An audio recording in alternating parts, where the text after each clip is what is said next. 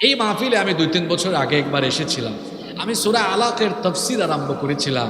আমি এই সূরার 3 ভাগের 1 ভাগ আলোচনাও করতে পারিনি। এই বাম পাশের চেয়ারে বসা সেই সময়কার এক চেয়ারম্যান আমাকে বক্তৃতা থেকে নামিয়ে দেয়। আপনারা জানেন না, যাওয়ার সময় 3 জায়গায় আমাকে তারা অ্যাটাক করে, হামলা করে। ওই আমি তো আল্লাহ আমাকে হায়াতে বাঁচিয়ে রেখেছেন, এই আগরদারি আমিনিয়া কামিল মাদ্রাসায় আবার আল্লাহ আমাকে এনেছেন। কিন্তু যারা গায়ের জোরে, ক্ষমতার জোরে এমন কাজ করলো, তারা আজকে চোরের মতো এলাকা ছেড়ে পালিয়ে যেতে বাধ্য হয়েছে। ক্ষমতার অপব্যবহার করলে এমন হয়। কই যারা বড় বড় কথা বলতো, দাম্ভিকতা দেখাতো, কেউ কি থাকতে পেরেছে? আজকেও যারা ক্ষমতায় আছেন, সেটা যে দলেরই মানুষ হন না কেন, আপনি মজলুম ছিলেন, এখন সুযোগ পেয়ে জালেম হবেন না। যদি আপনিও জালেম হন, ইতিহাস আপনাকে ক্ষমা করবে না, ভবিষ্যতের পরিণতি আপনার জন্য কঠোর হয়ে যাবে। এটা সকলের জন্যই বলা। আজকে পার্লামেন্টে আমরা কয়েকজনের বক্তব্য শুনেছি, যে ছেলেপেলেগুলো রক্ত দিয়েছে, জীবন দিয়েছে, এখনো অনেক ছেলেপেলেরা হাসপাতালে আছে। আপনারা আমার সাথে একমত না দ্বিমত? এখনো পঙ্গু অনেকে, চক্ষু হারিয়েছে, হাত হারিয়েছে, পা হারিয়েছে।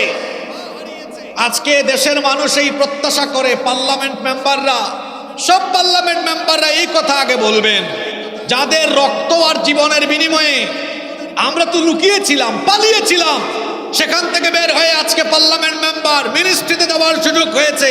যে ছেলেপেলেরা জীবন বাজি রেখে কাজ করেছে, শহীদ হয়েছে, পঙ্গু হয়েছে, আগে পার্লামেন্ট থেকে ঘোষণা হওয়া দরকার ছিল। আমরা ঐক্যবদ্ধভাবে ঘোষণা দিলাম, যারা এই ছেলেপেলেদের উপর অত্যাচার করেছে, দেশের মানুষের উপর অত্যাচার করেছে, তাদের প্রত্যেককেই বিচারের কাঠগড়ায় দাঁড়াতে হবে। কিন্তু শুরু হয়েছে গাদ্দারি, শুরু হয়েছে গাদ্দারি। দেখা যাচ্ছে যে এই ছেলেপেলেদের রক্ত রিপোর্ট দিয়ে আজকে আপনি পার্লামেন্টে ঢুকে বক্তৃতা করার সুযোগ পাচ্ছেন, আজকে তাদেরকে পর্যন্ত কটাক্ষ করে কথা বলা হচ্ছে। الذي علم القرآن وأكرمنا بالإسلام وأنعم علينا بالإيمان نستغفره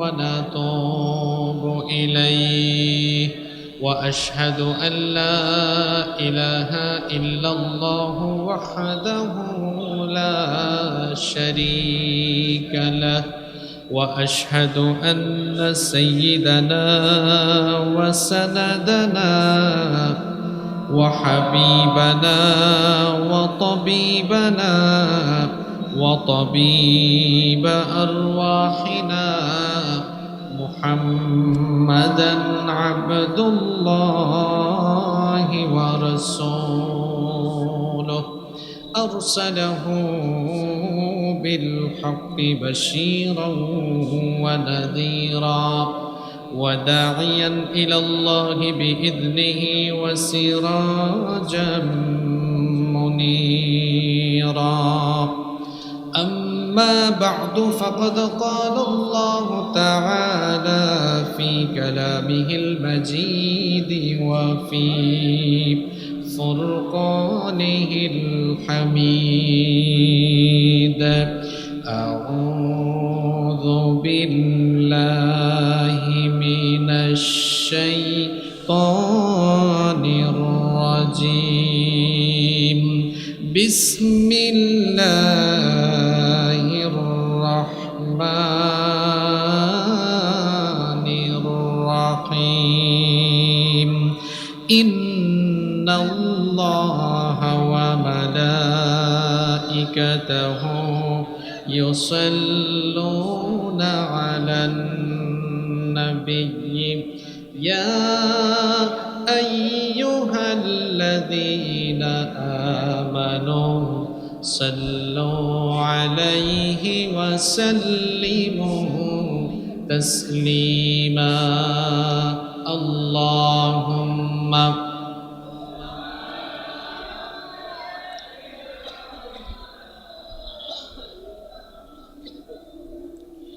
وعلى آل سيدنا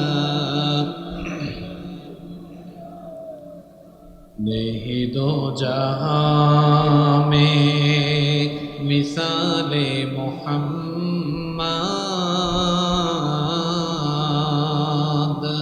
जमाले खुदा है कमाले मोहम्मद नहीं दो जहां में मिसाले मोहम्मद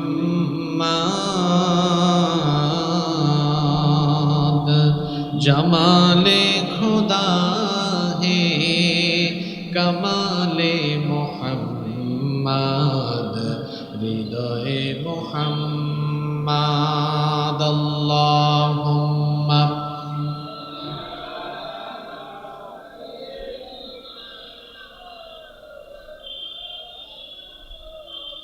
وعلى آل سيدنا পৃথিবী না জানো আমি তো জানি আমি কি পাপ করেছি হায় পৃথিবী না জানো আমি তো জানি আমি কি পাপ করেছি হায় আমার পাপের করলে বিচার বাঁচার আমার নাই উপায় দয়াময় তুমি মাফ করো আমায় মাফ করো আমায়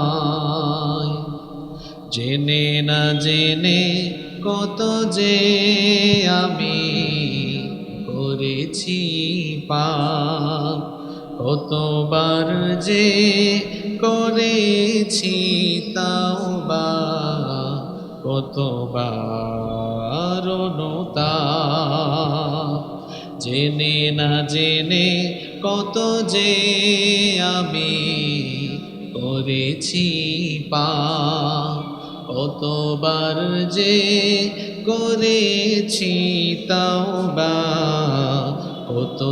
কতবার অনুতাপ দুদিনে আবার সব ভুলে আমি দুদিনে আবার সব ভুলে আমি মজে গেছি দুনিয়ায় মাফ করো আমায় পৃথিবী না জানো আমি তো জানি আমি কি পাপ করেছি হায় আমার পাপের করলে বিচার বাঁচার আমার নাই উপায় দয়াময় তুমি মাফ করো আমায় মাফ করো আমার পাপের নাই সীমানাই তুমি মেহেরবান তুমি রহিম তুমি রহমান তুমি দয়াবান আমার পাপের নাই সীমানাই তুমি মেহেরবান তুমি রহিম তুমি রহমান তুমি দয়াবান আমায় তুমি করো গো মাফ আমায় তুমি করো গো মাফ এই গুনাহগার এই শুধু চাই মাফ করো আমায় পৃথিবী না জানো আমি তো জানি আমি কি পাপ করেছি হায়, আমার পাপের করলে বিচার, বাঁচার আমার নাই উপায়, দয়াময় তুমি মাফ করো আমায়, মাফ করো আমায়। বাংলাদেশের মাইক আছে, বাংলাদেশের দক্ষিণাঞ্চলের অন্যতম জেলা, আলেম ওলামা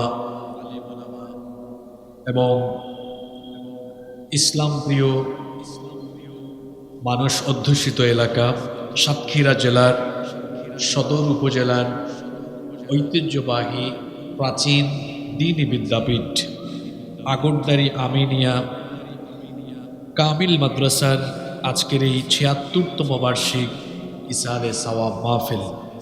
এই মাহফিলের বয়স ৭৬ বছর, মাদ্রাসার বয়সও ৭৬ বছর। অনেক পুরনো একটি প্রতিষ্ঠান। আমি যতটুকু জানতে পেরেছি এই মাদ্রাসা অনেক সোনার মানুষ জন্ম দিয়েছে।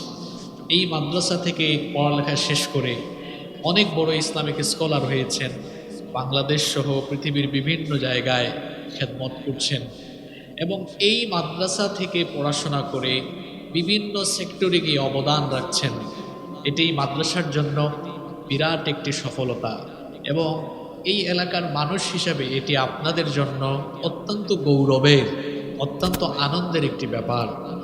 এই মাদ্রাসার প্রতিষ্ঠা লগ্ন থেকে নিয়ে আজ পর্যন্ত যারা মাদ্রাসার খেদমত করে করে দুনিয়া থেকে বিদায় হয়েছেন, আমরা আজকে দোয়া করছি আল্লাহ সকলের কবরের আযাব মাফ করে দিয়ে প্রত্যেকের কবরকে তুমি জান্নাতুল ফেরদাউস বানিয়ে দাও, বলি আমিন। আজকের মাহফিলের 2 দিন ব্যাপী মাহফিল আজকের সমাপনী রজনীর চলমান অধিবেশনের মুহতারাম শ্রদ্ধাভাজন সভাপতি, অত্র মাদ্রাসার গভর্নিং বডির সম্মানিত সভাপতি, বিশিষ্ট আলেমে দ্বীন জনাব অধ্যক্ষ মাওলানা আব্দুল বারী হাইয়াহুল্লাহ ওয়া আতালাল্লাহু উমরাহ ওয়া বারাকাল্লাহু ফি হায়াতিহি ওয়া জাআলাহুল্লাহু মিনাল ইবাদিল মুখলিসিন। আমরা সকলে বলি আমিন। এই মাহফিলে সাতক্ষীরার 4টি আসনের সম্মানিত সংসদ সদস্যবৃন্দ দাওয়াতি মেহমান ছিলেন। পার্লামেন্টের অধিবেশন চলায় হয়তো তারা উপস্থিত থাকতে পারেননি। সাতক্ষীরার মানুষ আপনারা প্রমাণ করেছেন যে আপনারা শুধু মাহফিলে এসে স্লোগান দেন না, বরং ভোটের মাঠেও আপনারা মানবরচিত মতবাদ আন্দোলন প্রতিষ্ঠাকারীদের বিপরীতে গিয়ে আপনারা কোরআনপন্থীদেরকে পার্লামেন্টেও পাঠাতে পারেন। সাতক্ষীরার মানুষ এই মাহফিলে ঠিক ঠিক যেমন চিৎকার দেয়, মাহফিলের বাইরেও তারা কাজে কর্মে প্রমাণ দিয়েছে। ওই যে একজন কবি বলেন না, আমাদের দেশে হবে সেই ছেলে কবে, কথায় না বড় হয়ে কাজে বড় হবে। সাতক্ষীরার মানুষ কাজের মাধ্যমে প্রমাণ দিয়েছে যে সাতক্ষীরার প্রতি ইঞ্চি মাটি ইসলাম আর ইসলামী আন্দোলনের ঘাঁটি। আল্লাহ এই সাতক্ষীরার জমিনকে কবুল করেন। এখানে মেহমান ছিলেন জনাব ডক্টর মোহাম্মদ সুলাইমান, জনাব ডক্টর আসম ও তরিকুল ইসলাম। দুজনকেই আমি চিনি, দুজনেই আমাদের বড় শ্রদ্ধার সম্মানের। চিন্তা করেছেন ওনাদের শত শত হাজার হাজার ছাত্র আছে, আমি শুনেছি এই 2 জনই আবার এই মাদ্রাসার প্রোডাক্ট। আলহামদুলিল্লাহ বলবেন না? কি তৈরি করেছে এই আগরদারি আমিনিয়া কামিল মাদ্রাসা। যে 2 জন স্কলারের নাম বললাম, শুধু বাংলাদেশ নয়, পৃথিবীতে তাদের সুখ্যাতি রয়েছে। বর্তমান প্রিন্সিপাল যিনি, আলহামদুলিল্লাহ প্রিন্সিপাল স্যারের সাথে আমি ওঠার আগে 10 মিনিট কথা বলেছি। বড় অমায়িক মানুষ, খুব কোয়ালিফাইড পারসন, এবং অল্প কিছু সময় কথা বলে আমি উস্তাদের কাছ থেকে জেনেছি আলহামদুলিল্লাহ এই মাদ্রাসায় 2 জন পিএইচডি হোল্ডার আছেন। এই মাদ্রাসায় বেশ কয়েকজন শিক্ষক বিশ্ববিদ্যালয় থেকে তাদের গ্র্যাজুয়েশন শেষ করা, তার মানে বোঝা যাচ্ছে মাদ্রাসার ফ্যাকাল্টি মেম্বার যারা বা মাদ্রাসার শিক্ষক স্টাফ অত্যন্ত রিচ, সমৃদ্ধ। একটা মাদ্রাসা তখনই তাদের শিক্ষার মান, গুণগত মানকে উন্নত জায়গায় নিয়ে যেতে পারে যখন সেই মাদ্রাসার শিক্ষক প্যানেল সমৃদ্ধ হয়। আলহামদুলিল্লাহ, এই আগরদারি আমিনিয়া কামিল মাদ্রাসার শিক্ষক প্যানেল যতটুকু জেনেছি আমার মনে হয়েছে এটা খুব সমৃদ্ধ একটা শিক্ষক প্যানেল। গত 17 বছরে যে জঞ্জাল লেগেছে, আমরা বিশ্বাস করি এই যোগ্য মানুষদের দ্বারা আগরদারি আমিনিয়া কামিল মাদ্রাসা পুনরায় আবাদ হবে এবং এই মাদ্রাসার ছাত্ররা শুধু বাংলাদেশ নয়, পৃথিবী ব্যাপী তারা ইসলাম আর মানবতার কল্যাণে কাজ করবে ইনশাআল্লাহ। আল্লাহ এই মাদ্রাসাকে গোটা পৃথিবীর মানবতার কল্যাণের জন্য কবুল করে নেন, আমরা বলি আমিন। উপস্থিত মাদ্রাসার সম্মানিত প্রিন্সিপাল মহোদয়, উপস্থিত আছেন আমাদের মাথার তাজ সম্মানিত এই মাদ্রাসার আসাতিদায়ে কেরাম, উপস্থিত আছেন গভর্নিং বডির সম্মানিত সদস্যবৃন্দ, আমার ডানে বামে বসে আছেন এমন কিছু ওলামা হজরত যারা আমার মতো মানুষকে 24 ঘন্টা পড়াতে পারবেন। বসে আছেন এখানে আমাদের মাথার তাজ শ্রদ্ধাভাজন ওলামা মাশায়েখ, অনেক ফাজিল কামিল মাদ্রাসার প্রিন্সিপাল এখানে বসে আছেন। বসে আছেন এখানে বড় বড় মসজিদের খুতাবা, বড় বড় মসজিদের আইম্মায়ে কেরাম। এটি তো মাদ্রাসার মাহফিল মানে এটা সাধারণ কোনো ওয়াজ মাহফিল না, এটা হচ্ছে উলামা মাশায়েখদের মিলন মেলা। এই চমৎকার একটি মিলন মেলায় আমরা হাজির হয়েছি। আবার হয়তো এই প্রোগ্রামে হাজির হয়েছেন গত কয়েক বছরের সাবেক অনেক শিক্ষার্থীরা, কারণ সাবেক শিক্ষার্থী হিসেবে মাদ্রাসার মাহফিলে ছাত্ররা যায়, অনেক আবেগ নিয়ে যায়। এখানে আছেন অনেক অভিভাবকরা, উপস্থিত হয়েছেন দূর দূরান্ত থেকে ইমানদার দিনদার আমার সম্মানিত বাবারা, প্রিয় যুবক ভাইয়েরা, ছাত্র তরুণ ভাইয়েরা, পর্দার আড়াল থেকে শ্রবণরতার সম্মানিতা মা এবং বোনেরা, উপস্থিত মিডিয়ার প্রিয় কর্মী এবং সাংবাদিক ভাইয়েরা, প্রশাসন এবং গোয়েন্দা সংস্থার সম্মানিত ভাইয়েরা, প্রিয় আগরদারি তথা আমার প্রিয় সম্মানিত বীর সাতক্ষীরাবাসী, আপনারা সবাই কেমন আছেন? আলহামদুলিল্লাহ আলা কুল্লি হাল ওয়াফি কুল্লি মাকান। আল্লাহ আমাকেও ভালো রেখেছেন, যিনি আমাদেরকে সুস্থতার সাথে বাঁচিয়ে রেখে আজকের এই সুন্দর বরকতময় নান্দনিক এবং জান্নাতি এই আয়োজনে আমাদেরকে সামিল হওয়ার তৌফিক দান করেছেন, সুযোগ দান করেছেন। সেই মহান রবের দরবারে হৃদয়ের সবটুকু ভালোবাসা, আবেগ, অনুভূতিকে উজাড় করে দিয়ে খুশি মনে প্রাণবন্ত আওয়াজে উচ্চ কণ্ঠে কালিমাত শুকর আদায় করে সকলেই খুশি হয়ে পড়ছি আলহামদুলিল্লাহ। যেভাবে আল্লাহর শুকরিয়া আদায় করলেন, মনে হয়েছে শুকরিয়া আদায় করতে আপনাদের কষ্ট হচ্ছে। আল্লাহর শুকরিয়া আদায় করতে আমাদের মধ্যে কি কোনো কৃপণতা থাকা উচিত? আকাশ বাতাস ভারী করে শরীরের সবটুকু শক্তি গলার মাঝ বরাবর এনে আল্লাহর শুকরিয়া আদায় করে পড়েন আলহামদুলিল্লাহ। অসংখ্য অগণিত দুরুদ এবং সালাম পেশ করছি সর্বকালের সর্বযুগের সর্বশ্রেষ্ঠ মহামানব নবিয়্যুনা ওয়া সাইয়্যিদুনা ওয়া কুদওয়াতুনা মুহাম্মাদুর রাসূলুল্লাহ। সকলে পড়ছি সাল্লাল্লাহু আলাইহি ওয়াসাল্লামের প্রতি, যাকে আল্লাহ তাআলা আমাদের হেদায়েতের জন্য পাঠিয়েছেন। আল্লাহুম্মা সাল্লি আলাইহি আল্লাহুম্মা বারিক আলাইহি। সম্মানিত বীর সাতক্ষীরাবাসী, অপ্রাসঙ্গিক কোনো কথা বলে আমরা সময়ের বরকত নষ্ট করতে চাই না।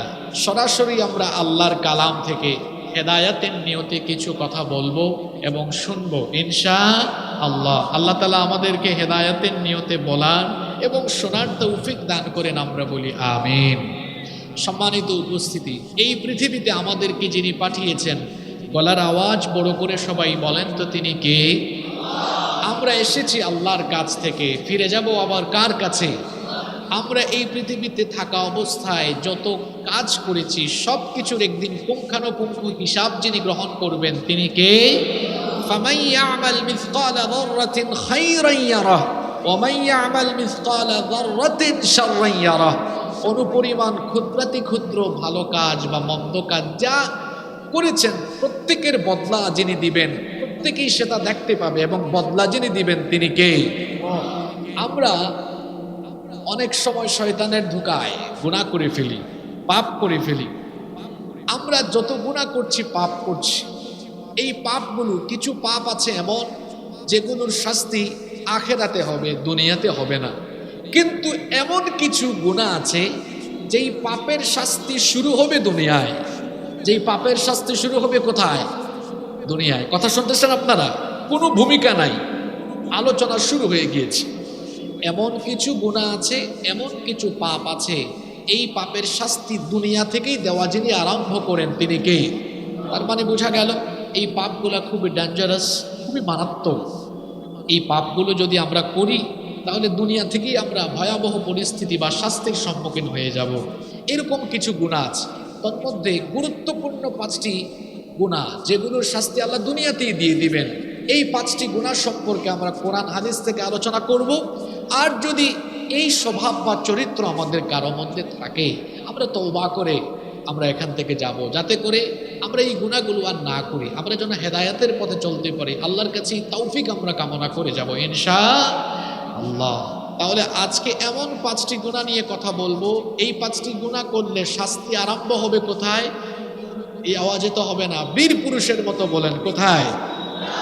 নাম্বার 1, 1 নাম্বার জুলুম।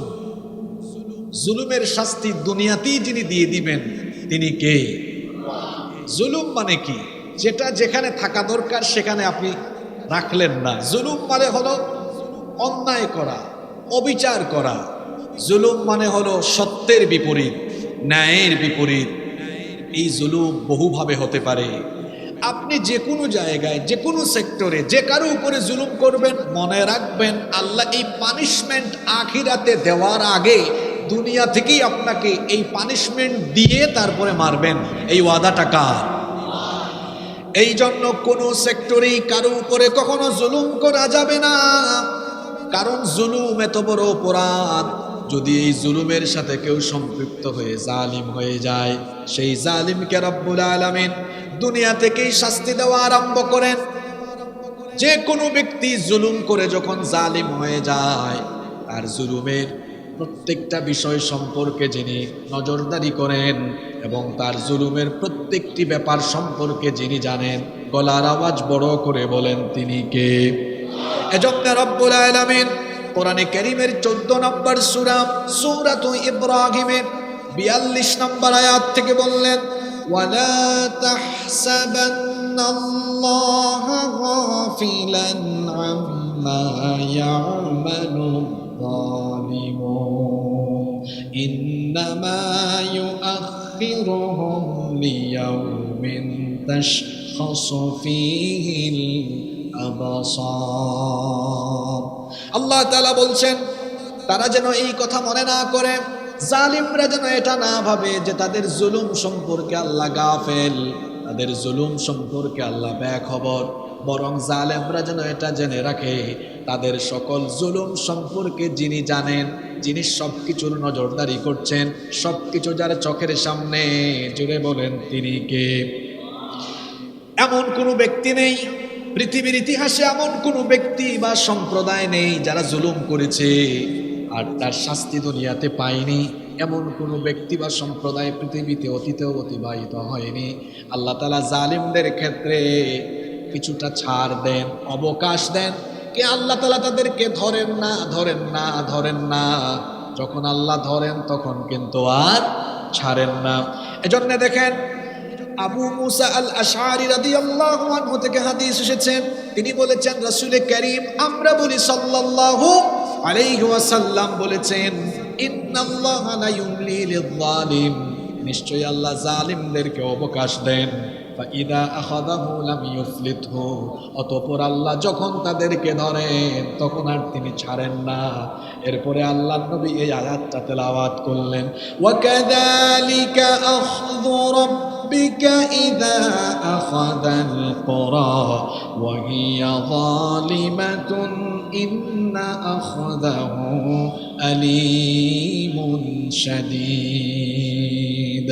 আল্লাহ তাআলা বলছেন এইভাবে করে তোমার রব যখন কোনো জালিম সম্প্রদায়কে ধরেন তখন ছাড়েন না, কঠিন শাস্তির সম্মুখীন তিনি করে থাকেন। কোরআনে কারীমের 22 নম্বর সূরা সূরাতুল হাজের 45 নম্বর আয়াত থেকে আল্লাহ বলছেন, ফাকাআইয়িম মিন ক্বরয়াতিন আহলাকনাহা ওয়া হিয়া যালিমাতুন ফাহিয়া খাওয়িয়াতুন আলা উরুশিহা ওয়া বিইরিম মুআত্তালাতিন ওয়া কসরিম মাশীদ।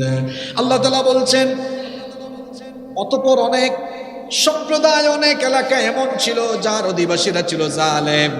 আল্লাহ তাআলা তাদের জুলুমের কারণে যখন তাদেরকে পাকড়াও করেছেন, তাদের বাড়িঘরের ছাদকে আল্লাহ ধ্বংসস্তূপে পরিণত করেছেন, তাদের এলাকার কূপগুলোকে আল্লাহ পরিত্যক্ত বানিয়েছেন, তাদের বাড়িঘরকে উল্টায়া দিয়া জমিনের সাথে টিকে রব্বুল আল্লাহ তাআলা বলছেন, অতঃপর প্রত্যেক জালিমকে আল্লাহ তাদের জুলুম বা পাপের কারণে পাকড়াও করেছেন। এখানে আল্লাহ তাআলা 4 শ্রেণীর ধ্বংসপ্রাপ্ত জালিমদের কাহিনী তুলে ধরেছেন।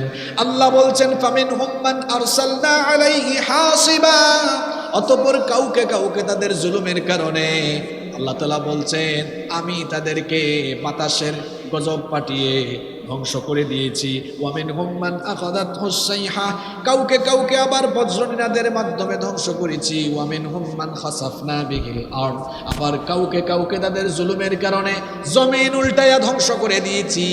আবার কাউকে কাউকে তাদের জুলুমের কারণে ওয়ামিনহুম মান আগরাকনা, একেবারে ডুবিয়ে দলবল সুদ্ধা ধ্বংস করে দিয়েছে, যেমন ফেরাউন এবং তার দলবল। আল্লাহ বলছেন এইভাবে করে প্রত্যেককেই আমি অতীতে তাদের জুলুমের কারণে, পাপের কারণে ধরি নাই, যখন ধরেছি তখন আর ছাড়ি নাই। কাউকে আসমানে গজব দিয়ে, কাউকে জমিনের গজব দিয়ে, কাউকে আবার বাড়িঘর উল্টায়া, কাউকে বজ্রনিনাদে, কাউকে আবার বাতাসের মাধ্যমে, বৃষ্টির মাধ্যমে, কাউকে আবার একেবারে পানিতে ডুবিয়ে, এইভাবে করে প্রত্যেককে তার জুলুমের কারণে প্রাপ্য শাস্তি দিয়ে দুনিয়াতেই যিনি ধ্বংস করে দিয়েছেন। গলার আওয়াজ বড় করে বলেন তিনি কে? সেই আল্লাহ বলছেন, খবরদার, এটা হচ্ছে হাদিসে কুদসি, মুসলিম শরীফে এসেছে। আল্লাহ বলছেন, ইয়া ইবাদি, হে আমার বান্দারা, ইন্নী হারামতুয যুলমা আলা নাফসি, আমি আমার নিজের উপরে জুলুম হারাম করে দিয়েছি। ওয়াজআলতুহু বাইনাকুম মুহাররামান, এবং আমি তোমাদের জন্য জুলুম করাকে হারাম করে দিলাম। ফালা তাযালামু, সুতরাং তোমরা কখনো কারো উপরে জুলুম করো না, কারণ জুলুম যদি করো, জুলুমের শাস্তি দুনিয়াতেই যিনি দিয়ে দিবেন তিনি কে? তাকিয়ে দেখেন, যে যে স্তরে যত জায়গায় জুলুম করে, পরিবারে জুলুম করলে সেও শাস্তি পাবে। আপনি যদি আপনার পরিবারে আপনার ভাই বোনের উপর জুলুম করেন, বাবা মা হয়ে যদি সন্তানের উপরে, আপনি যদি সন্তান হয়ে বাবা মার উপরে জুলুম করেন, আপনি ওই জুলুমের শাস্তি দুনিয়াতেই পাবেন। দেখবেন যে সন্তানরা তাদের পিতামাতার উপর জুলুম করে, ওই সন্তানদের হায়াতে, উপার্জনে কোথাও বরকত থাকে না। এইভাবে করে তার সব কিছু বরকত উঠায় তারে দুনিয়াবি শাস্তি দেন কে? আপনি কোনো প্রতিষ্ঠানে আছেন, কোনো দায়িত্বে আছেন, সেই দায়িত্ব হতে পারে লোকাল দায়িত্ব, সেখানেও যদি আপনি কারো উপর জুলুম করে বসেন, প্রাপ্য শাস্তিটুকু আল্লাহ দিবেন। রাষ্ট্রীয় পর্যায়ে থেকে আপনি যদি সেখানে ক্ষমতাকে নিজের জন্য মজবুত বা পাকাপোক্ত করে নিয়ে ক্ষমতার সঠিক ব্যবহার না করে অপব্যবহার আরম্ভ করেন, সেখানেও আপনার জিল্লতি থাকবে, বেজ্জতি বা অপমান শাস্তি থাকবে।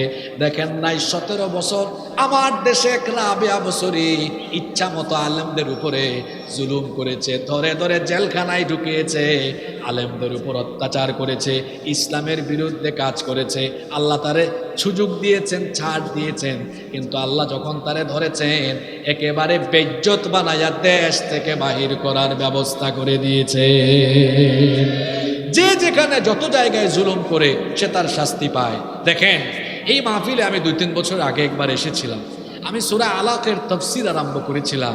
আমি এই সূরার 3 ভাগের 1 ভাগ আলোচনাও করতে পারিনি। এই বাম পাশের চেয়ারে বসা সেই সময়কার এক চেয়ারম্যান আমাকে বক্তৃতা থেকে নামিয়ে দেয়। আপনারা জানেন না, যাওয়ার সময় 3 জায়গায় আমাকে তারা অ্যাটাক করে, হামলা করে। ওই আমি তো, আল্লাহ আমাকে হায়াতে বাঁচিয়ে রেখেছেন, এই আগরদারি আমিনিয়া কামিল মাদ্রাসায় আবার আল্লাহ আমাকে এনেছেন। কিন্তু যারা গায়ের জুড়ে ক্ষমতার জুড়ে এমন কাজ করলো তারা আজকে চোরের মতো এলাকা ছেড়ে পালিয়ে যেতে বাধ্য হয়েছে। ক্ষমতার অপব্যবহার করলে এমন হয়। কই যারা বড় বড় কথা বলতো, দাম্ভিকতা দেখাতো, কেউ কি থাকতে পেরেছে? আজকেও যারা ক্ষমতায় আছেন সেটা যে দলেরই মানুষ হন না কেন, আপনি মজলুম ছিলেন, এখন সুযোগ পেয়ে জালেম হবেন না। যদি আপনিও জালেম হন, ইতিহাস আপনাকে ক্ষমা করবে না, ভবিষ্যতের পরিণতি আপনার জন্য কঠোর হয়ে যাবে। এটা সকলের জন্যই বলা।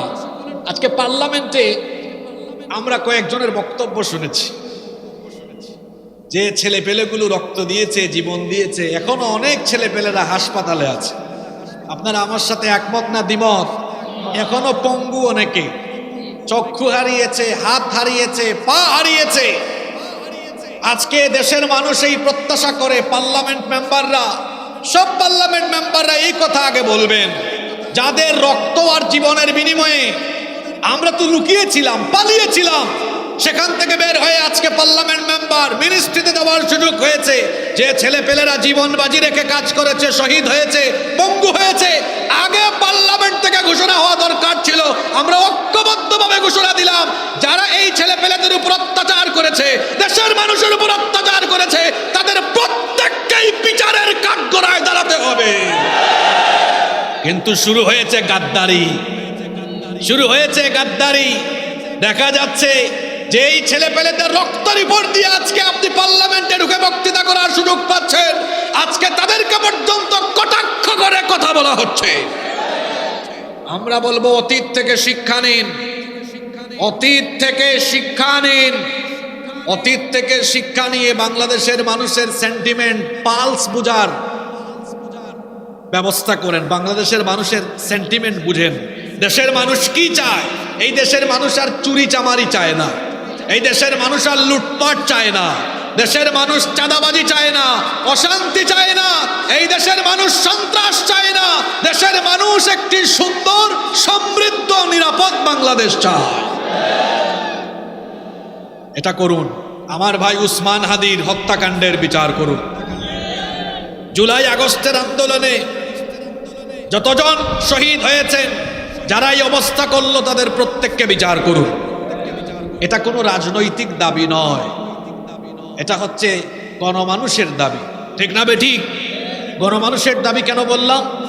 কারণ গণমানুষ চেয়েছে বলেই এই অন্ধকারাচ্ছন্ন একটা যুগের পরিসমাপ্তি ঘটেছে। ঠিক না বেঠিক? কি আশ্চর্য কথা! কেন অন্ধকারাচ্ছন্ন যুগ বললাম? এই মাদ্রাসাতে আমি বসা অবস্থায় আপনাদের এলাকার এক কৃতি সন্তান, যিনি সারা দেশে কথা বলেন, সারা দেশে মাহফিলে ওনার বক্তব্য শোনার জন্য শত শত হাজার হাজার মানুষ আসে। আমি শুনতে পেলাম আমার বক্তব্য চলাকালীন অবস্থায় সেই আলেমকে প্রিন্সিপালের রুমে ঢুকিয়ে সেই তথাকথিত চেয়ারম্যান এবং প্রিন্সিপাল চরম বেইজ্জত করেছেন। এত বড় স্পর্ধা এদের কি হয়েছে, এদের কি করে হয়েছে জানি না। যারা আলেমদেরকে বেইজ্জত করে তারা আল্লাহর নবীর সম্মানকে খাটো করে। কারণ উলামা মাশায়েখ তো সাধারণ কোনো ব্যক্তি নন।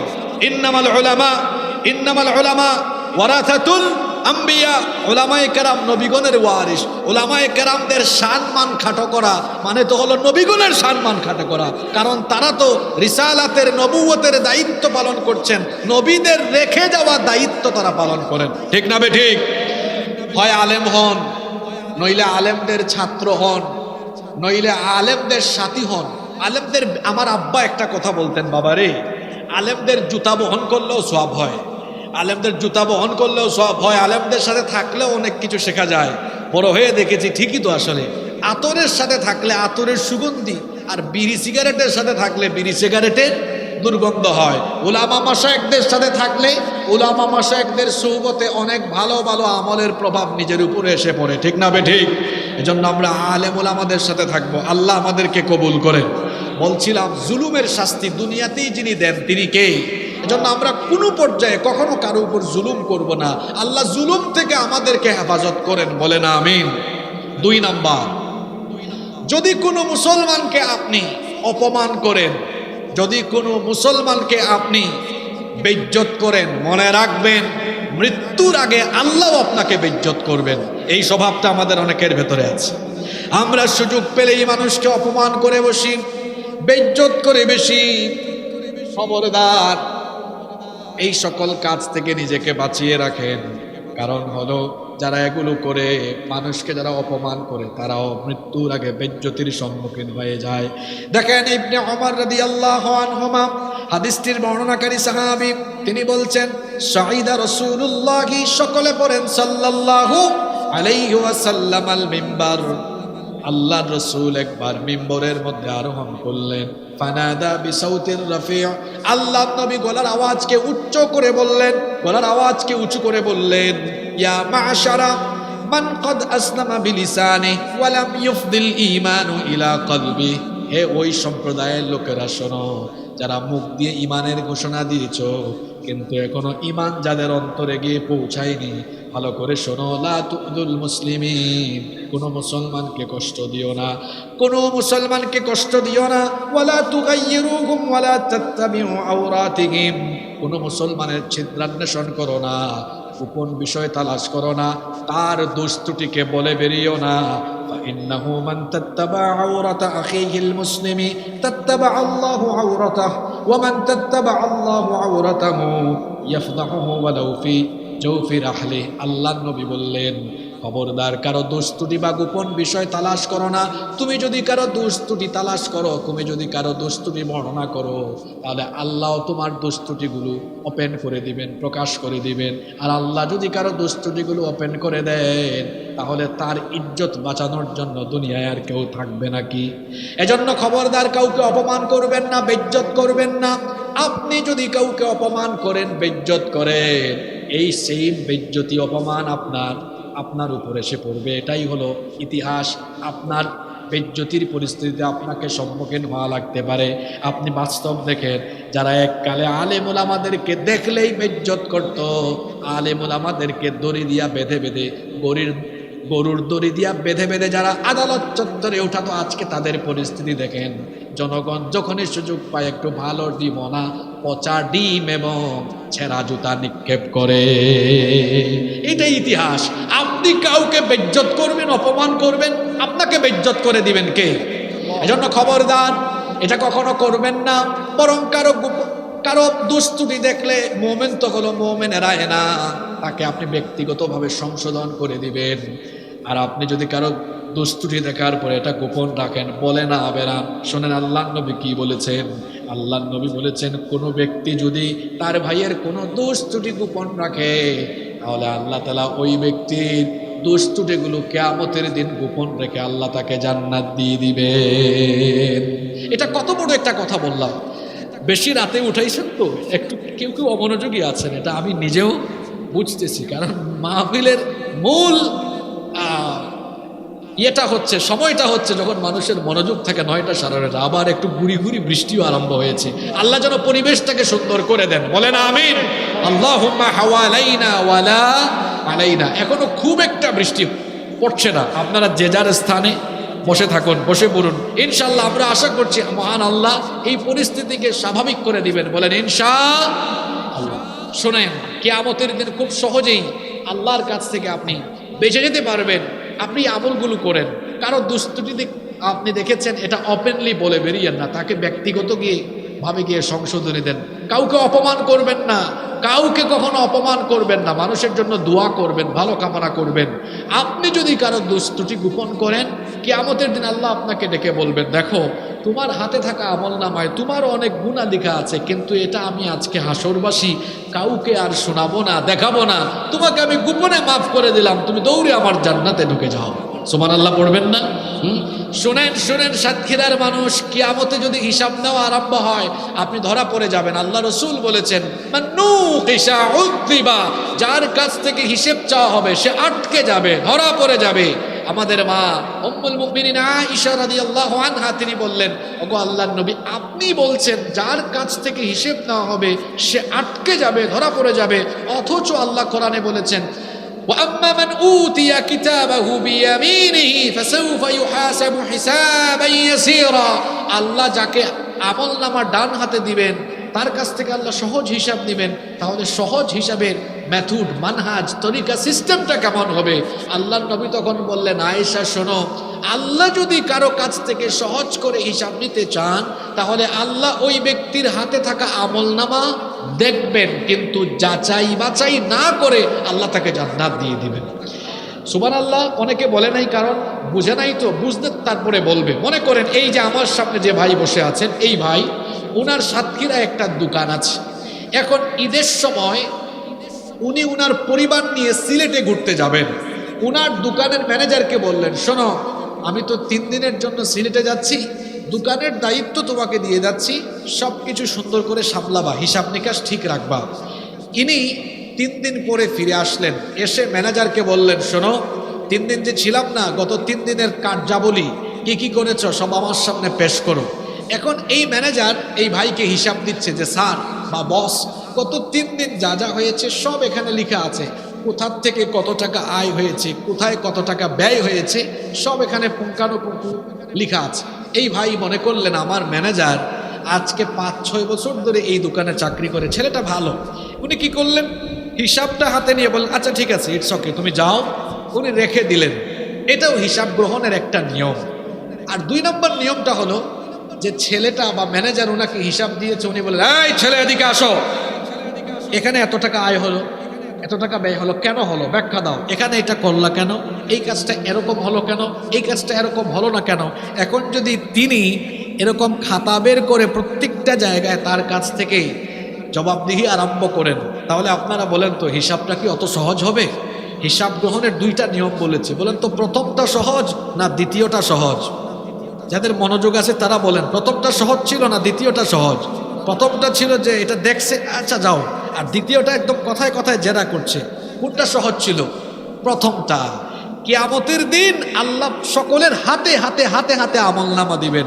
দেওয়ার পরে আল্লাহ যদি ধরেন, দেখি এদিকে আসো তো, তোমার হিসাবটা একটু দেখি। নবীজি বলেছেন, সে আর বাঁচতে পারবে না, যত বড় আলেম হোক, যত বড় বুজুর্গ হোক। আল্লাহ যদি বলেন, নামাজটা পড়ছো ঠিক আছে, কিন্তু রুকুটা আরেকটু ভালো করে দিলা না কেন, সাজদাটা আরেকটু লম্বা করে দিলা না কেন, এই কাজটা এভাবে করলা না কেন, বাঁচা যাবে আর বাঁচা যাবে, বাঁচা যাবে যদি আল্লাহ জায়গায় জায়গায় ধরেন। এজন্য আল্লাহ রসুল বলেছেন, আল্লাহ যাকে দয়া করে সহজ হিসাব নিবেন, ওই ব্যক্তির হাতে থাকা আমলনামা আল্লাহ জাস্ট দেখবেন, কিন্তু আল্লাহ যাচাই বাছাই না করে বলবেন, যা তোরে মাফ করলাম, আমার জান্নাতে গিয়ে ঢুকে যা। সুবহানাল্লাহ। আল্লাহ কিয়ামতে তুমি আমাদেরকে এই রকম সহজ হিসাব আমাদের কাছ থেকে নিও, আমাদেরকে তুমি তাদের কাতারে শামিল করে দিও যাদেরকে তুমি সহজ করে হিসাব নিয়ে জান্নাত দান করে দিবে। বলেন আমিন। আল্লাহ যদি হিসাব নেওয়া আরম্ভ করেন, আমরা কেউ বাঁচতে পারবো না। এমন কিছু গুনাহ আছে দুনিয়ার কেউ দেখে নাই, দেখেছে কে? যেন আজকে আমি মাহফিলের শুরুতে বলেছিলাম, পৃথিবী না জানুক, বলছিলাম না, পৃথিবী না জানুক আমি তো জানি, আমি কি পাপ করেছি, হায় আমার পাপে করলে বিচার, বাঁচার আমার নাই উপায়, দয়াময় তুমি মাফ করো আমায়, মাফ করো আমায়। এই যে যুবক ভাইয়েরা, গত রাত 1টার সময় দরজা লাগিয়ে দিয়ে গুগল শরীফে, ইউটিউব শরীফে গিয়ে কি আজে বাজে ভিডিও দেখেছেন। গার্লফ্রেন্ডের সাথে কথা বলেছেন, বাপও দেখে নাই, মাও দেখে নাই, ভাই বোন কেউ দেখে নাই। এটা দেখেছেন কে? জোরে বলেন, দেখেছেন কে? ওই যে এখানে কারেন্ট যাওয়ার আগে দেখেছি প্রজেক্টর আছে। কিয়ামতের দিন যদি আল্লাহ প্রজেক্টরে সব দেখায় দেন, ইজ্জত থাকবে? আল্লাহ তোমার কাছে ফরিয়াদ করছি, গোপনে গোপনে যা গুনাহ হয়ে গেছে এগুলো কিয়ামতের ময়দানে ফাঁস করে দিয়ে তুমি আমাদেরকে লজ্জায় ফেলো না। আল্লাহ তুমি গোপনে গোপনে আমাদেরকে মাফ করে দাও। বলেন আমিন। লাগবে না ভাই, ভিজে যাক, অসুবিধা নেই। সম্মানিত ভাইয়েরা, সম্মানিত বাবারা, সম্মানিত উপস্থিতি, বলছিলাম 2 নাম্বার যে গুনাহ, কাউকে অপমান করলে আপনাকে অপমান করবেন কে?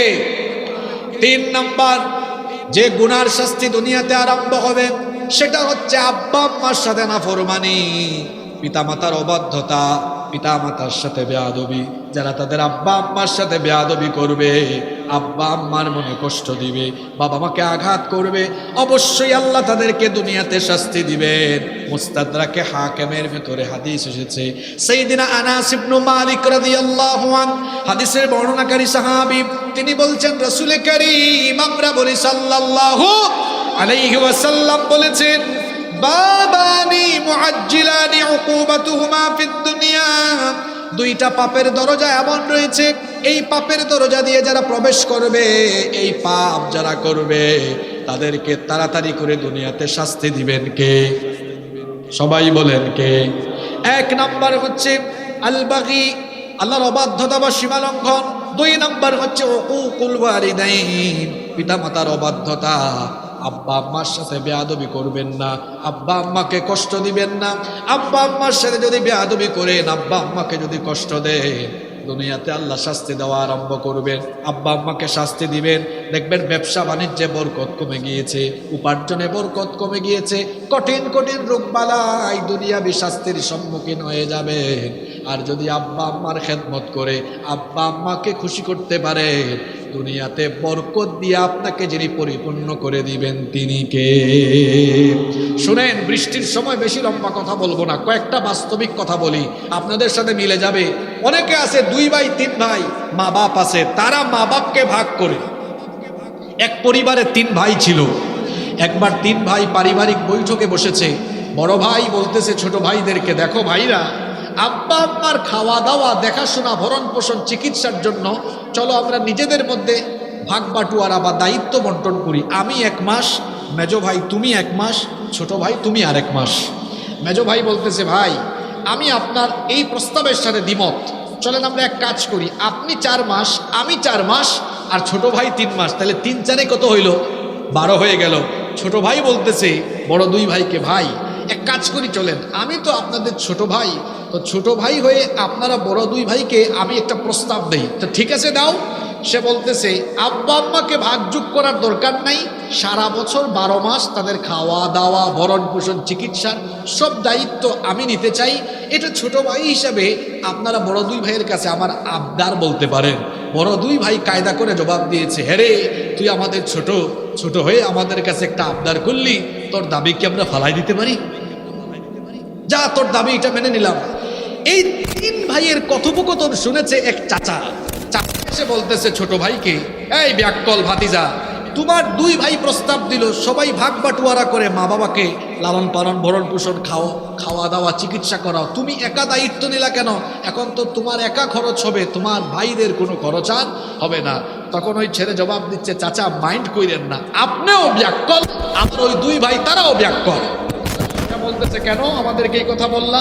তখন ভাতিজা বলতেছে, চাচা শোনেন, আমার আব্বা আম্মাকে যদি আমি খাওয়াই, চিকিৎসা করাই, ভরণ পোষণ করি, খেদমত করি, আমার সম্পদ তো কমবে না। হ্যাঁ ঠিক আছে, বাস্তবিক দৃষ্টিতে দেখা যাচ্ছে মাসে মাসে আমার তাদের জন্য 10, 15, 20, 30 হাজার টাকা খরচ হবে, কিন্তু সম্পদ তো আল্লাহ দান করেন। আমি যদি আমার আব্বা আম্মার পেছনে খরচ করে আব্বা আম্মাকে রাজি খুশি করাইতে পারি, আর আমার মা বাপ যদি একবার আমার উপর খুশি হয়ে শুধু একটা মুচকি হাসি মারে, আমি বিশ্বাস করি দুনিয়ার সম্পদ আমার পায়ের তলায় এসে হাজির হয়ে যাবে। আল্লাহু আকবার। কি বুঝলেন এই ঘটনার থেকে? অনেকে আছে মা বাপকে ভাগ করে, বেয়াদব সন্তান। কোন সন্তান যে তার পিতামাতাকে ভালোবাসে সে কখনো আব্বা আম্মাকে ভাগ করতে পারে না। যাদের আব্বা আম্মা আছে, একাধিক ভাই বোন থাকলে ঘরে পারিবারিক মিটিং করে বলবেন, মা বাপকে ভাগ করব না, বরং আব্বা আম্মাকে খাওয়ানো, চিকিৎসার ক্ষেত্রে আমরা পারস্পরিক প্রতিযোগিতা করব, কে বেশি খেদমত করতে পারি। ঠিক না বে ঠিক? আমার মাও নাই, বাবাও নাই। আমার মা মারা গেলেন আজকে 4 মাস, বাবা মারা গিয়েছেন আরো আগে, আরো 14 বছর আগে। আমার মায়ের খেদমত করার আমার সুযোগ হয়েছে গত কয়েক বছর। এখন যখন মায়ের কবরে যাই খুব আফসোস করি, মাগো এখন চাইলেও তোমার জন্য কোনো একটা ফল কিনে আনতে পারি না। এখন কবরের কাছে গেলেই চোখ দিয়ে পানি আসে, মাগো এখন মন চাইলেই তো তোমার জন্য কোনো গিফট কিনে আনতে পারি না। তুমি যতদিন ছিলে আনতে পেরেছি, মনে একটা সান্ত্বনা পেয়েছি যে তোমার জন্য এনেছি, তোমার মুখের দিকে তাকিয়েছি, তোমাকে মা মা বলে ডাকার সুযোগ পেয়েছি। এখন তো তুমি নাই, এখন কার জন্য খরচ করব? মা বাপ চলে যাওয়ার পরে আফসোস করবেন, থাকাকালীন সময়ে আব্বা আম্মার জন্য 2 হাত উজাড় করে খরচ করতে থাকেন, পিতামাতার খেদমত করতে থাকেন। আপনাকে দুনিয়াতে, সম্পদে, হায়াতে সব জায়গায় যিনি বরকত দিয়ে ভরপুর করে দিবেন, জোরে বলেন তিনি কে? এই যে স্কুল কলেজের ভাইয়েরা, এই আমিনিয়া মাদ্রাসায় যারা পড়ো, তোমাদেরকে বলছি, শোনো, আব্বা আম্মাকে দামি দামি গিফট দিয়ে খুশি করা যায় না, সুন্দর পরিবেশন দিয়ে আব্বা আম্মার মন জয় করা যায়। কিভাবে মন জয় করা যায়? তোমরা যারা পড়ালেখা করো, এখনো 8, 9, 10 এসএসসি, আলিম, ইন্টারমিডিয়েট বা ইউনিভার্সিটিতে পড়ো, তোমার হাতে অত পয়সা নাই। শোনো, তুমি তোমার মা থেকে, বাপ থেকে কিভাবে দোয়া নিতে পারো? তুমি ওই সাতক্ষীরার থেকে 150 টাকায় একটা হিজাব কিনো। একটা হিজাবের দাম কত? 150 টাকা। এই হিজাবটা কিনে আম্মাকে এনে বলো, আম্মা এই হিজাবটা আপনাকে দিলাম, এটা পরে আপনি নামাজ আদায় করবেন, আর কিছু বলা লাগবে না। এখন মা যদি এইটা পরে নামাজে দাঁড়ায়, আপনার দেওয়া হিজাব কিনে, বলেন তো হাত তুললে আপনার জন্য দোয়া করতে কি ভুলে যাবে? গিফটটা কি বেশি টাকার? 150 টাকার, কিন্তু কামটা করছেন কি দেখছেন? বাপকে একটা টুপি কিনে দেন, আব্বা এই টুপিটা পরে আপনি মসজিদে যাবেন। আমি আপনাদেরকে বলছি, ঘন ঘন আব্বা আম্মাকে গিফট দিবেন। আচ্ছা বলেন তো, আপনাদের যারা বিবাহিত, আপনারা বাজার থেকে যাওয়ার সময় আপনাদের সন্তানদের জন্য হাতে করে কিছু নিয়ে যান কি যান না? তো আপনি যখন ছোট ছিলেন, আপনার আব্বা আম্মাকে আপনার জন্য এরকম আনতো না? আনতো। এখন তারা বুড়া হয়ে গিয়েছেন, আপনি এখন কি করবেন? বাজার শেষ করে বাড়িতে আসার সময় বাবা মার জন্য আলাদা একটা ব্যাগ রাখবেন, লুকাই আনবেন, ওইটাতে কিছু ফলমূল থাকবে। মনে করেন এখন তো বাজারে ডালিম পাওয়া যাচ্ছে, এখন তরমুজ এসেছে, তরমুজ পাওয়া যাচ্ছে, আপেল, তারপরে আঙ্গুর, এগুলো আনলেন, এনে মা বাপের রুমে গিয়ে নিজের হাতে খাওয়াই দেন যে আব্বা মা আমি আপনার একটু খাওয়াই দিই। মা বাপ বলবেন না আমি খাচ্ছি, আপনি বলবেন না না না না না, ছোটবেলায় তো আপনি আমাকে মুখে তুলে খাইয়েছেন, আজকে একটু ফিডব্যাক দিই, আপনাকে এভাবে মুখে তুলে খাওয়াই। মা বাপকে কয়দিন ঘুম পাড়াইছেন রাতের বেলা বলেন? আপনি যখন ছোট ছিলেন আপনি কান্না করতেন, আপনার পিতামাতা কুলে নিয়ে, কাঁধে নিয়ে, বুকে নিয়ে ঘুম পাড়াতো। আজকে আপনার বাবার দাড়ি পেকেছে, চুল পেকেছে, আপনার বাবার কোমরে ব্যথা, হাঁটুতে ব্যথা, পিঠে ব্যথা, কত সমস্যা। গিয়ে বলেন আব্বা আমি মাথাটা টিপে দেই, আমি পিঠটা টিপে দেই, পাটা টিপে দেই। বাবা বলবে না রে বাবা লাগবে না, তুই চলে যা। আপনি বলেন না আব্বা আপনারে টিপে দেই, আপনি ঘুমান, তারপরে আমি ঘুমাবো, একটু টিপে টিপে ঘুম পাড়ান না। বাপ যখন চোখ বন্ধ করে ঘুমাবে, মনে মনে বলবে আল্লাহ আমার ছেলে আমাকে শান্তি করে দিয়েছে, তুমি আমার ছেলেকে দুনিয়ায় শান্তি করে দাও, আখিরাতেও শান্তি করে দাও। আল্লাহু আকবার, আল্লাহু আকবার। এইভাবে করে পিতামাতার খেদমত করবেন, মা বাবার খেদমত করেন, মা বাবার খেদমত করেন। ভাইরা আপনারা অনেক সময় আমাদের সাথে হাত মিলাইয়া আমাদের হাতে 500, 1000 টাকা হাদিয়া দেন, বলেন হুজুর দোয়া কইরেন। ভাইরে আমরা নিজেরাই গুনাহগার, আপনার জন্য দোয়া করলে এই দোয়া কবুল হইতেও পারে, নাও হইতে পারে, 50-50। নিজে গিয়ে আব্বাকে 1000 টাকা দিয়া বলেন আব্বা আমার জন্য দোয়া করেন। বাপ 1000 টাকা পাইয়া যখন বলবে, মা যখন দোয়া করবে, রসুল বলেছেন 3 ব্যক্তির দোয়া ফিরায় দেওয়া হয় না, তার মধ্যে এক শ্রেণী হলো পিতামাতা যখন সন্তানের জন্য দোয়া করে, আল্লাহ সেই দোয়া ডিরেক্ট কবুল করেন। সুবহানাল্লাহ। এই জন্য আব্বা আম্মার খেদমত করবেন তো। আব্বা আম্মার সাথে যারা বেয়াদবি করেছে দুনিয়ায়, আমার বয়স খুব অল্প, মানে আল্লাহ কথা বলাবেন, এটা আল্লাহর ইচ্ছা, এই জন্য হয়তো আল্লাহ এগুলো দেখাইছেন অভিজ্ঞতার জন্য। আমি নিজের চোখে দেখেছি পিতা মাতার সাথে বেয়াদবির কারণে বিদেশে ছিল, দেশে ভালো ব্যবসা করত, আজকে সব কিছু হারিয়ে জিল্লতির জীবন, ভিক্ষুকের জীবন গ্রহণ করেছে। এই আগরদারি মাদ্রাসা থেকে বলে গেলাম, যদি কেউ আব্বা আম্মার মনে কষ্ট দেয়, পথে পথে ভিক্ষুকের মতো জীবন যাপন করতে হবে। যারা আব্বা আম্মাকে কষ্ট দিয়েছেন আজকে গিয়ে বাড়িতে পা ধরে মাফ চাইবেন। আব্বা আম্মার মনে আমরা কষ্ট দিব না, আব্বা আম্মার খেদমত করব, আল্লাহ কবুল করেন, বলেন আমিন। 4 নাম্বার যে পাপের শাস্তি দুনিয়াতে দেওয়া হবে সেটা হলো জিনা, বিবাহ বহির্ভূত হারাম রিলেশন।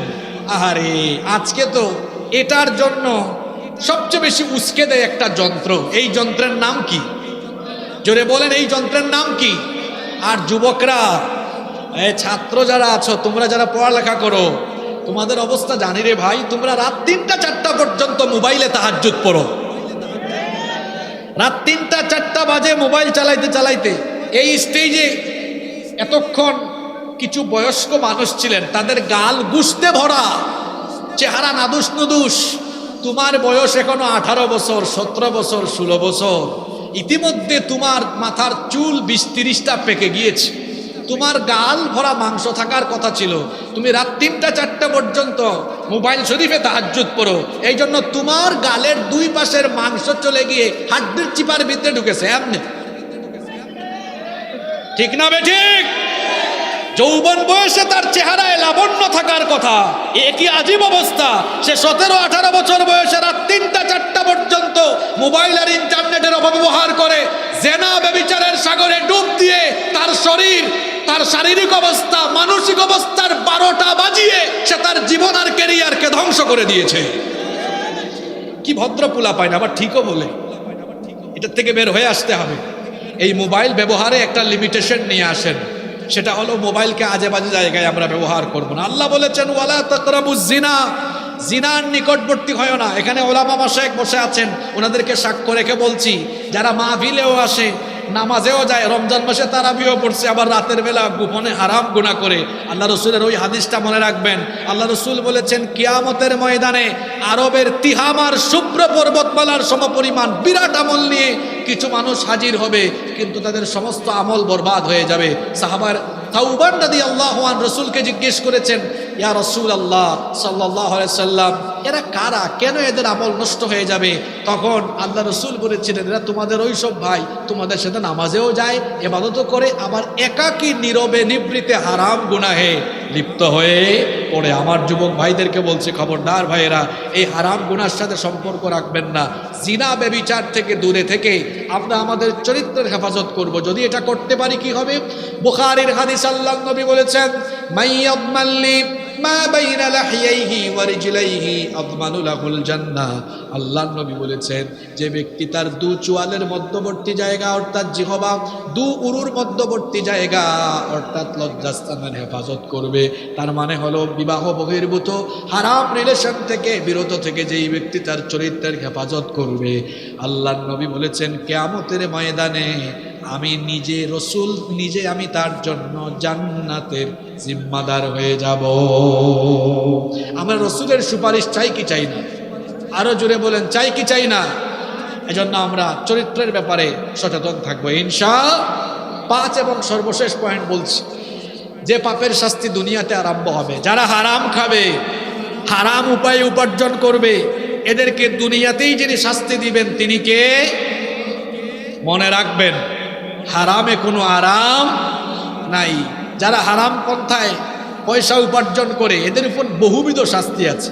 1 নম্বর শাস্তি হলো, এদের বেশিরভাগেরই মুখে রুচি থাকে না, জিহ্বার স্বাদ আল্লাহ কেড়ে নেন।